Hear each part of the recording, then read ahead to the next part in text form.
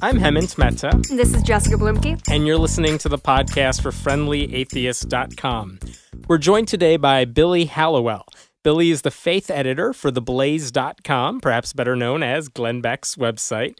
He's also written pieces for The Washington Post, The Daily Caller, The Huffington Post, and several other websites. He's also a frequent guest on Fox News Channel.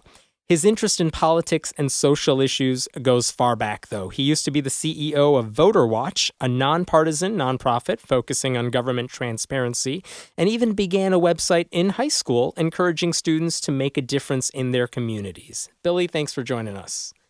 Hey, thanks for having me. So how did you get involved going from these kind of community service, government transparency, those type of activist groups, but in a nonpartisan way, to a more conservative leaning website? Yeah, I think it's a really interesting question, and I think we live in this fascinating media landscape where you sort of have you have the Huffington Post, right, which has always been sort of looked at as left of center, and you have the Blaze, which is looked at as right of center. And I think, I guess before I even get into the backstory, it's interesting, from my perspective, especially when talking to people on the left and people who maybe look at the Blaze and they hear, Glenn Beck's website, and they have sort of this assumption, right away about what the Blaze is going to be. I mean, no doubt our audience is conservative, more conservative than not. But there's sort of different departments at the Blaze. You have radio, you have TV, we have a TV network. There's a lot of commentary going on there, and that's the purpose of it. And the Blaze.com, while there may be a lot of conservatives reading it, we try to cover stories, and in fact, we do cover stories in a really nonpartisan, unbiased way. Now, we could talk through some of that, and I can sort of explain to you a little bit more how we, approach stories. But that's sort of the way that goes. Now, I have always been, it's funny, I was trained as a journalist. I went to school for journalism, and I ended up getting into commenting on, social, political issues. And that sort of led me to Fox News and into some other venues. And then I sort of went back into journalism again. So I sort of had this fluid, career back and forth between commenting and journalism. And I think, to me, at the end of the day, we all have opinions, right? So we can get on TV and we can write articles and say there's no perspective, that we're doing it fairly. And I think that you can do that, fairly, regardless of where you really stand, because we all have opinions. So to me, it's a matter of tactics. And so I hope that answers the question. But I've been fortunate enough to sort of live in both worlds. Yeah, I mean, it does answer the question. Usually when I'm reading your articles, usually about the same things I'm writing about on Friendly Atheist, we kind of cover a lot of the same stories. You're right. The stories tend to be pretty down-the-line journalism when I read your articles. The only time I think I have an issue at all is sometimes with the headlines, because they take maybe a different stance or a different way of saying the story than the one I'm using. Right. But I think you're right. There is that difference, that line between journalism and commentary. Do you ever see that? Yeah. But I think it's so important, for your listeners, for everybody. To me, I would almost rather know where people stand. And I know that conventional journalistic wisdom is, you can't let anybody know what your opinion is. I mean, old school newsrooms and a lot of newsrooms today, journalists are very afraid. And listen, I don't think you should go out screaming your opinion. There are certain issues that I'm definitely open about, faith being one of them. But I feel like at the end of the day, if I treat people fairly in my coverage and they see through the coverage that, and listen, I'm not perfect, none of us are, we make mistakes and that happens, but if I'm fair and I make an attempt to be fair and people know where I stand, I feel like they can almost trust me more. And I feel like that's the same for the Huffington Post or anywhere else. I love knowing the perspective of the people who I'm reading. I mean, is it really possible to be completely unbiased, like in a blog atmosphere, in an online atmosphere? I think we all try to be as fair as we can. Be as fair as possible, but I think I'm fair when I write, but I don't think I'm unbiased. Do you think that's a possibility anymore?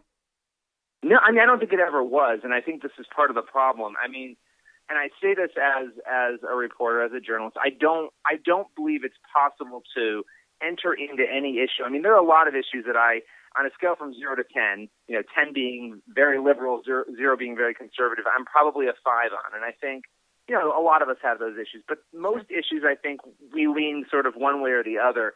And it's just really difficult, I think, to jump in and say, oh, I'm looking at this with a blank slate, there's no perspective. That's just not human nature. I think human nature is even the stories you pick, right? There's certain things that I would cover at the Blaze that maybe stories would do well at the Blaze that wouldn't do well at Huffington Post. But sometimes, like you said, there's stories that you cover. And in fact, I just hat tipped you today on a story, that you had covered, and I thought it was really interesting. And I went and did some digging and covered it and gave you a hat tip for it. So, it really depends. But no, I don't think it's possible to really look at something and say, oh, I have no opinion, and now I'm going to approach this in a way that I have no perspective. You can be fair, and I think that's a separate thing. Do you think we're approaching a time when totally unbiased, at least in name, that sort of journalism, it seems to be fading away? It seems that we're just hearing a lot more commentary. And I agree with you that it's kind of nice just knowing where people stand. And I can judge their writing based on, what citations they have, what they're saying. That's all well and good. Do you think we're going to a place where it is really all commentary because that's what people are reading? Is there a place for honest journalism somewhere? Yeah, there should be a place for honest journalism. And I think, some people may disagree with the Huffington Post or the Blaze, but I feel like there's a lot of interesting conversation going on and an attempt at indefinitely, not only an attempt, actually accomplishing honest journalism. The New York Times, there's lots of outlets out there that I think people would accuse of maybe having a slant, but they're really doing good work. And I do think, look at CNN, MSNBC, and Fox News. Who's the loser out of those three? The loser out of those three, unfortunately, in ratings is CNN, and that out of the three is probably the one outlet that is making the biggest attempt, and some would disagree with me, but I'm going to just go there and say it, at being fair and balanced in their coverage. But, people definitely want more of the sort of, the Sean Hannity and, all the shows over on MSNBC. I think that is where viewers on. Now, you can balance that out by having guests on who have different perspectives and who can combat the host, but that's a different thing from, picking up the New York Times and reading it. So. Right. So what issues do you think are becoming more popular in the conservative movement? Like, are people still fighting the fight against, gay rights, or has that been abandoned? And if so, what do you think is the next big story for people? I think that's a really interesting question, and I don't know the answer to it. I think right now everybody is so tied up still on both sides with the Hobby Lobby ruling and birth control, and really, I think for a lot of people it's the birth control issue, and I think a lot of conservatives look at sort of the government issue tied to that. Both sides do really. So I think we're looking at a time where there's so many interesting issues out there, like pot legalization, which I don't think is the biggest issue in the world, but it's an issue that people are talking about. And you have conservatives and liberals sort of crossing over and taking stances you wouldn't expect on issues like that. But, right now, I think for conservatives, and this has been the case since Obamacare, it's really looking at big government. How big is the government? Is the government too large? Should the government be providing these services to people? And, it's that age-old debate that I think is really going to have a huge impact in the midterms. And, and look, there's a lot of people on the left who are unhappy with Obama for a variety of reasons, too. I think any president, in their second term nowadays, with the sort of media power that we have going on, they face an uphill battle to maintain high approval ratings. So it's not, I think obviously we saw this with Bush, and his numbers were even lower, although Obama hit 39%, I think, in a Gallup poll this week, which is pretty interesting, putting him potentially on the same, par with Bush. Who knows what will happen in the next year and a half or so. Right, and how that'll affect the upcoming elections. Yeah. I do want to go back to a second, and maybe I'm going with this in a place you don't think I'm going, but did you get hired by Glenn Beck personally, or did you just end up getting hired by someone else for his company? That's a great question. No, so I've been at the Blaze for a little over 3 years, and at the time that I joined, there were probably only 4 reporters on the site, and I was either the 4th or the 5th.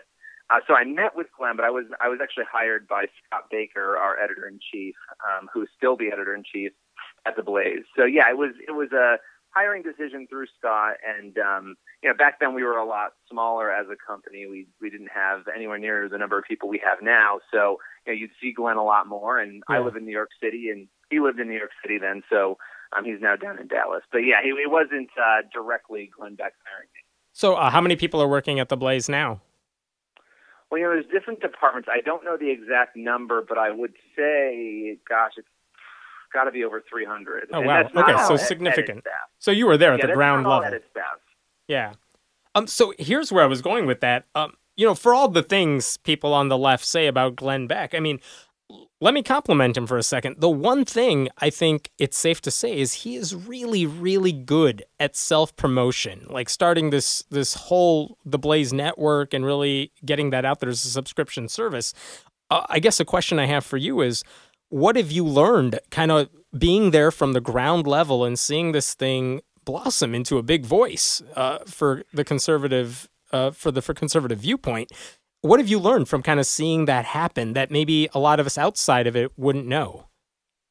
Yeah, I think for me, the authenticity, and I think, authenticity is key. And I think what I mean by that is when you approach coverage, there are a lot of issues. I think back 3 years ago when I started, and I think back now, and you're always on sort of a journey of learning and getting better and being fair and looking at both sides. I think I have been encouraged to challenge and really seek truth. And I know that everybody's truth is different, and that's part of the reason why we live in sort of this climate of nobody being able to agree on anything. And in so many ways, it's toxic. But I think the company's key to success has been, in my view, surprising people in that we are fair. We are a website that is known as a conservative news site. And I think people they have assumptions going into that. And to me, the growth has been fascinating to watch, because I can't tell you how many people I interact with who will say to me, gosh, I can't believe how how fair you were. And I'm like, yeah, of course listen, I'm a reporter. That's my job. I have opinions. I have my perspective. But, I'm not going to go out and do a hit piece on you. I'm going to tell the truth about what you said to me. And that may be a good truth that you said or a negative truth, but your words will speak for themselves. And I think that's why people have trusted us. And I think we've won some people over who maybe, and not everybody, but maybe wouldn't have thought they were going to be fans, at the beginning before actually getting a chance to interact with us and see some of our content.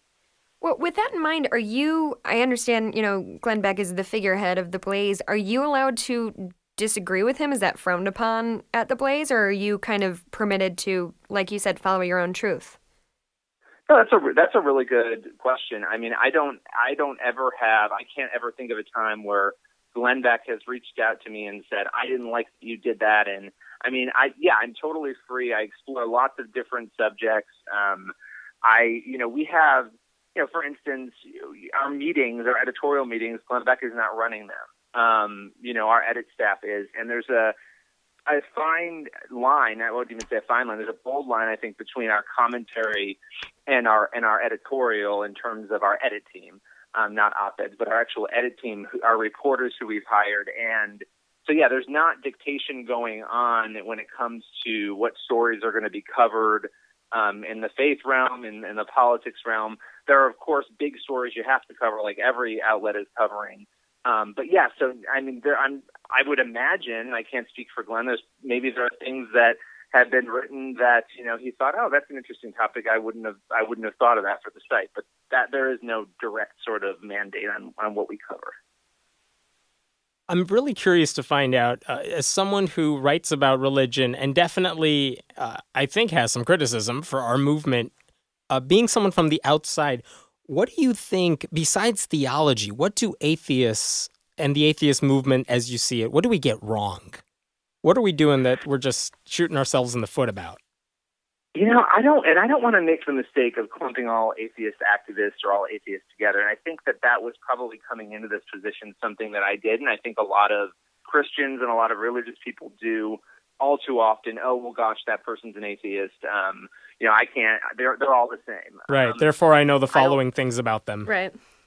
Right. I mean, listen, I've interacted with David Silverman. I've interacted with you, obviously.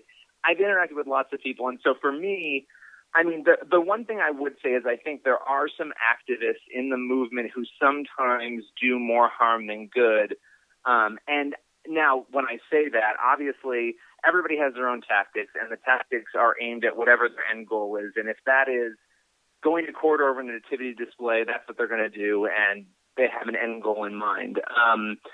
But, people like Todd Steifel, who I think is an anomaly in so many different ways because, we've done profiles on him. I've had drinks with him. I've interacted with him, and we're pretty friendly. He is somebody who I see as very calm and a very positive person, but who sometimes funds some groups that I think do some damage sometimes to the public image of atheist activism. So I don't know. Sometimes I think there is a little bit of shooting themselves in the foot in terms of the image that's being projected that I think outsiders are seeing of atheist activists that is not always a positive image. And that's probably a critique you would have for every group of any sort, right? There's always those handful of people. Evangelicals, absolutely.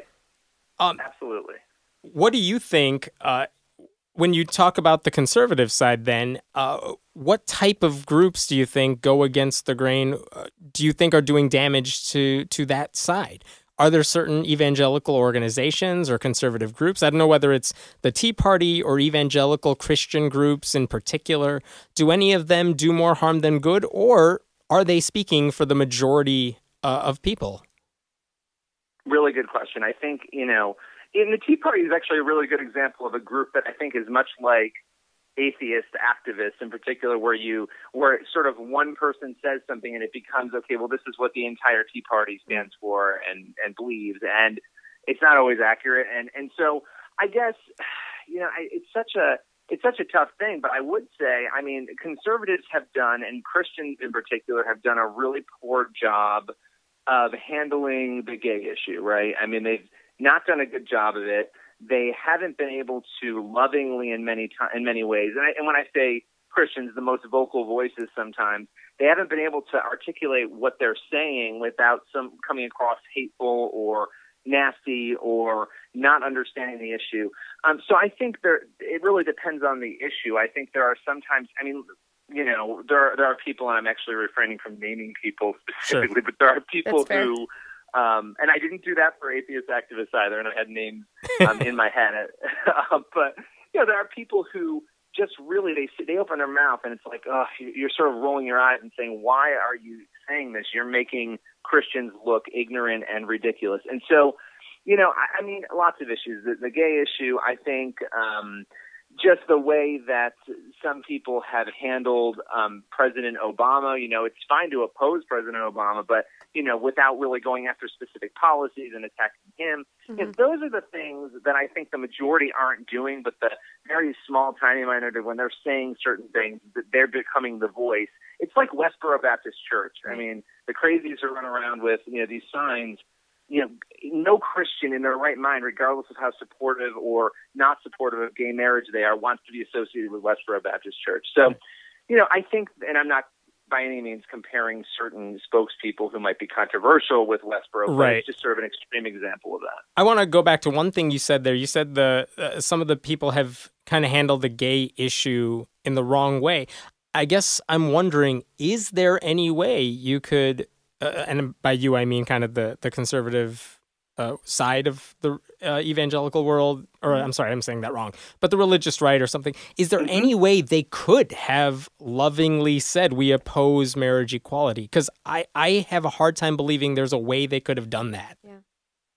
Yeah, well, and I think that's a great question, and I think that it's such a complicated issue that we could probably do a 3-hour podcast about. And I know people, the response to that is always, my friend John Fungelsang, who's, a liberal comedian, always says, no, it's not complicated whenever I say that. And I say, no, it's complicated in that, you can have a marriage equality debate and you can have a debate about homosexuality. And they're in so many ways they're related, but they're different debates. And I think Christians have focused so much on the legality of gay marriage and not focused enough on having a discussion about homosexuality, let's say. And who knows, people aren't going to come away agreeing on that, but rather than having a discussion about why they believe what they believe, a lot of Christians have focused on making sure it's never legal. And I don't know that was really good energy spent, because you're sort of looking at what's happening now. Gay marriage is becoming legal in many places. And so, I'm oversimplifying it, but I think that we could have, Christians can have better discussions about a very complex issue instead of dismissing the issue and dismissing gays and lesbians and saying, we're not going to, these people are not going to be part of my circle, and sort of putting up this wall when that's really the exact opposite of what people should be doing, what Christians should be doing if they want to get their message out. Yeah, I don't disagree with you. I've heard from a lot of, I guess, progressive Christians who still want to say, we love gay people, we just hate the sin, that old saying. Every time I hear from those people too, forget the extremists, I still feel like, well, I don't care. You're still wrong. You're still opposing the thing that I want to see. Well, and I think what you said before, I don't hear a good way to say, I don't think you should have the same rights as other people. Yeah. But I'm also, Billy, I'd like to hear why is it the gay issue? Like, why is that where it seems so many people have been willing, like, why is that the hill people are willing to die on? It just seems to me like such a strange, relatively small issue that's affecting very few people's lives who aren't gay. Yeah. I can kind of understand it when it comes to, say, abortion. If you have feelings that you're killing a baby or something. Yeah, that I get that. Yeah, why gay marriage? Why do you think that's the thing? Yeah, no, I think it's so interesting. And I don't know, and I think that's part of the reason why it hasn't been managed well, that it became such a big issue. I don't know that it should have. And I do think, abortion's a very different issue, and I always laugh when the two are clumped together because they're such different issues for so many different reasons. Sure. But, I don't know why that has become sort of I think we lived in a very conservative society in terms of those sorts of values where it wasn't talked about. For centuries, this has been something that has not been talked about a lot, especially in America the last couple of hundred years, openly. And so I think when there were sort of tidal shifts in society, people reacted to that strongly. And I think, Christians reacted to that strongly among everyone else, but really felt pretty passionately about it. And instead of sometimes having the discussions, and listen, a lot of these discussions do happen. I think, I think they do. And I don't think we hear about them. We sort of hear the big sort of debates. You see the Westboro Baptist Church, you see some of the other groups, and then you see some really good Christian groups that just don't use the right language on this. And I think, it's difficult. And what I mean by the right language is actually being welcoming and having a discussion. It's okay to leave a discussion and not agree. And I know that it is a really hard issue because it's such a personal issue, and people will really be offended when if you're gay and someone's saying to you, that they don't support gay marriage. That's a very personal thing. And I don't think that, Christians in particular have considered how personal that is for people. And part of that has just been because it wasn't an open thing that people were talking about. There wasn't as much exposure to people who were gay because it just wasn't as accepted. So I think some of that is changing, and you're going to have a lot of people who say, you know what, I'm a Christian. I have no problem with gay marriage. I totally support it, but I still have some theological issues with homosexuality. And that, to me, even though I know that is something you guys probably would still have an issue with, that to me is where the conversation should be happening, not on the gay marriage issue. And again, people are going to disagree, right, but it's a healthier area for debate and discussion. When you're with your conservative friends, or even, in your editorial meetings, do you guys talk about those issues in a way that's very different from the conversations we may hear on, say, Fox News or right-wing radio? Yeah, I think it's funny, if you were to sort of go into the Blaze newsroom and talk to some of the reporters or overhear conversations, there's a lot of different views on a lot of these issues, and there are debates.